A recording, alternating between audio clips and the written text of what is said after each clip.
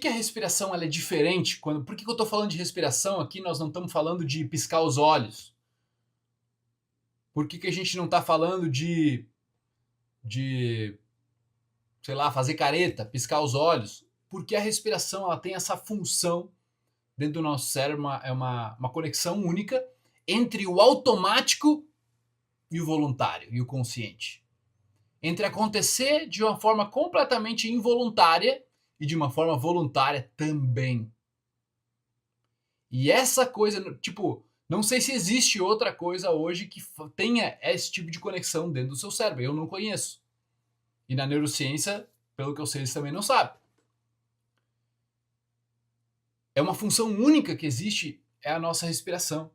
Ela acontece tanto ao seu controle, tanto quando você não está prestando atenção nela.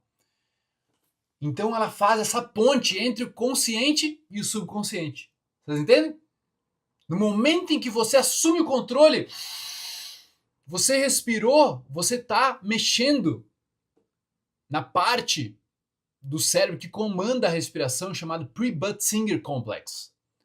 É um pequeno amontoado de neurônios muito robustos, porque eles ficam disparando a cada inspiração e a cada expiração. Então 25, 23 mil vezes por dia eles disparam. Esses neurônios, eles mantêm a respiração rítmica. Agora, se eu, por exemplo, prender minha respiração. Prende aí comigo. E agora solto. Prende de novo. Aí a gente está mexendo, não só assumindo o controle do Pre-Buttsinger, mas também mexendo no Parafacial Nucleus, que é essa outra parte de neurônios, principalmente ligada ao parasimpático, que é esse outro lado mais tranquilo do sistema nervoso. A gente está mexendo nesses neurônios e assumindo o controle, saindo do subconsciente, do automático, para o controle consciente. Então é por isso que a respiração é bem única, tá? E foi demonstrado nesse melhor explicação para isso, porque não é só quando você assume o controle. O cérebro, ele está sempre modulando a sua respiração de acordo com o que ele precisa física e quimicamente. Porque eu não vou entrar muito nisso hoje, mas quem controla o pH do seu corpo é o CO2. O que é o CO2? Quando você inspira, você traz oxigênio, esse oxigênio entra na sua corrente sanguínea, ele é transportado e ele é liberado dentro dos tecidos. Tá? Um resumo é isso. E ele capta CO2 que volta para o pulmão e libera CO2. Maravilha. O que não se sabia e que é uma informação extremamente importante para profissionais da saúde, na minha visão, que querem entender a parte da ciência, é que a hemoglobina, quando ela... Vamos dizer assim, quando o barco que transporta o oxigênio no seu sangue, tá? Ele está flutuando no rio de sangue para liberar o oxigênio dentro das células, ele precisa do CO2. Se não tiver o CO2, não consegue soltar o oxigênio. E o oxigênio fica preso na corrente sanguínea. Então, por isso que quando vocês viram as doenças lá acontecendo, o que acontece? A pessoa, ela está respirando demais durante o dia. Rápido. Curto e rápido. Ela está aumentando o volume de oxigênio que ela está trazendo. Veja bem. Só que ela está baixando o nível de CO2 do corpo. Então, por mais que ela inunde o sangue de oxigênio, o oxigênio não consegue ser entregue nos tecidos, porque baixou o nível de CO2. Faz sentido? Isso chama-se efeito Bohr. Christian Bohr que descobriu isso. E aí você começa a entender, então a pessoa está respirando pra caramba, mas o oxigênio não consegue ser entregue. Olha só. E isso é muito grave.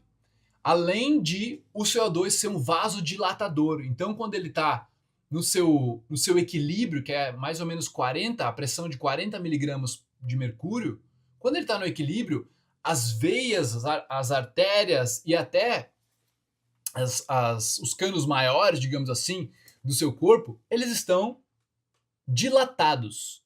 Quando você vai perdendo o CO2, como ele é um vasodilatador, você vai tendo uma constrição e você pode tirar de 30 a 40% do sangue do seu cérebro, do oxigênio do seu cérebro.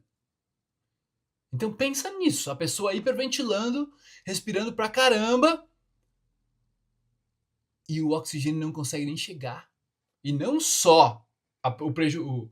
A gente está falando de neurociência aqui, então a gente vai falar mais do cérebro, mas não é só o cérebro que é prejudicado. Todas as células necessitam do CO2. Então todo o corpo perde performance, tá? Porque você não está com equilíbrio entre oxigênio e CO2. E nessa pesquisa aqui do Balastrino e do Somogian, eles falam: the brain, by regulating breathing, controls its own excitability. Então, esse disparo dos neurônios, o próprio cérebro controla através da respiração. Então, às vezes a pessoa, ela tá só respirando com uma narina só porque a outra tá trancada. Às vezes é o teu próprio cérebro que tá trancando a tua narina porque quer fazer você respirar mais devagar. E a pessoa acha que não consegue respirar pelo nariz porque tem uma tolerância baixa a esse CO2, que daí é um outro assunto também. Ela não consegue porque ela sente aquela falta de ar. Aquela falta de ar, ela tá com o oxigênio lá no talo, lá no topo, mas o CO2, ela tá sensível ao CO2. Porque entendam uma coisa. Imagine que você está com o tanque do seu veículo sempre na reserva. A reserva de CO2. Só que o seu tanque, o seu sensor, ele é um sensor biológico, então ele se adapta.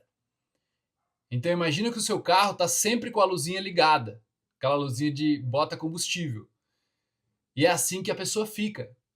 Numa analogia, ela fica acostumada a ter um baixo nível de CO2. Aí quando chega perto do nível de CO2, o corpo já dispara os alarmes porque tem a ver com a mudança de pH. E se deixar, tu morre. Se o pH mudar muito, tu morre. Então ele precisa ter vários mecanismos de alerta e de aviso que não podem deixar o pH nem subir muito, nem baixar muito. Entende? Então ele vai te dar esse alerta e a pessoa que está sempre cronicamente ventilando demais, que é o caso da maioria dos seus pacientes, eu aposto, seria capaz de apostar agora, e talvez o seu caso também, porque eu vejo muitos terapeutas também super acelerados, mais do que gostariam. Nesse sentido, a pessoa tem uma sensibilidade baixa, porque ela está sempre com o tanque, digamos, baixo, entende? E aí quando aumenta um pouquinho, ela já se desespera. E é assim que acontece o pânico na maioria das vezes, onde hoje já se sabe que o pânico é muito mais uma característica fisiológica dessa sensibilidade dos quimiorreceptores do que uma característica psicológica, do que uma doença psicológica, tá? Então quem tem pacientes de pânico tem que olhar para os quimiorreceptores de CO2, certo? Claro que, gente, assim, são aulas às vezes que dá para se aprofundar bastante. Mas eu quero que vocês entendam a base dos sensores, porque faz sentido o corpo ter um sensor, né, de como porque ele não pode deixar com que o pH mude, certo? Então vamos lá. Aí em 2014 veio esse estudo aqui da direita, onde ele comprova algo que a medicina achava impossível. Duas coisas, na verdade, que a medicina achava impossível. A primeira, ativar o sistema nervoso simpático e parasimpático voluntariamente. Tanto que ninguém da saúde, ninguém não dá para dizer, né? Mas poucos profissionais da saúde sabem que você pode controlar o sistema nervoso autônomo através da respiração, porque nunca foi dado importância para isso. Imagina, por que eu vou dar importância se, cara, 500 anos de medicina aí, 300, não sei quantos anos existe medicina da ciência médica, assim, 300 anos de medicina, nunca ninguém prestou atenção no sistema nervoso autônomo porque ele sempre foi automático. A gente nunca teve nada para fazer nele.